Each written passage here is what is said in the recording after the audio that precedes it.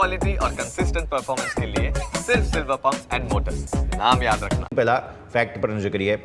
રવિ sir, તમે જુઓ કે પરિણામ જે છે તે બહુ નબળા આવ્યા છે અને આ એ સિઝન છે કે જ્યારે ખરેખર સૌથી વધારે ફર્ટિલાઇઝર વેચાતું હોય, એટલે કે ચોમાસાના પરિણામો આપણે જોઈ રહ્યા છીએ અત્યારે આ Q3ના નંબર્સ, અને તેમ છતાં પણ આટલા ખરાબ પરિણામો હોવા, એમના માર્જિનમાં પ્રેશર હોવું, રીઝન શું હોઈ શકે? શું લોઅર બેઝ અથવા તો હાયર બેઝનો કોઈ ફાયદો નુકસાન છે કે પછી એકચ્યુઅલી આ વખતે એમના બિઝનેસ જે છે તે ખરાબ ગયા છે? જો જોવા જઈએ તો આ વખતે જે આ કંપનીના જે બિઝનેસ છે એ વધારે પડતા ખરાબ ગયેલા હોય તેવું જોવા મળે છે. કારણ કે જો તમે તેને પિયરની કમ્પેરિઝન કરશો તો મોસ્ટ ઓફ કંપનીએ ખૂબ સારું પરફોર્મન્સ આપેલું છે, ચાહે બીજી આપણે ફર્ટિલાઇઝર્સની કંપનીના રિઝલ્ટ જોઈએ. બટ આ કંપની છેલ્લા ઘણા ટાઈમથી હું જોઈ રહ્યો હતો કે કંપનીનો જે સ્ટોક છે ઓવર વેલ્યુડ હતો. તમે જોઈ શકો છો કે કંપનીનો સ્ટોકનો પ્રાઇસ હજી પણ એની પિયર કરતાં થોડો ઓવર વેલ્યુડ તો છે.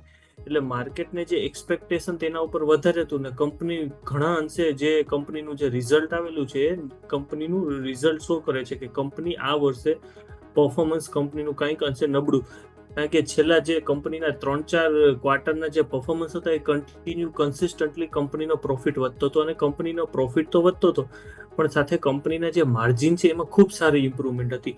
અને આ વખતે જે સરપ્રાઇઝિંગલી કંપનીનું જે રિઝલ્ટ ખરાબ આવેલું છે તે કારણ હોઈ શકે અને આ ઘટાડો કદાચ હજી ચાલુ પણ રહી શકે છે.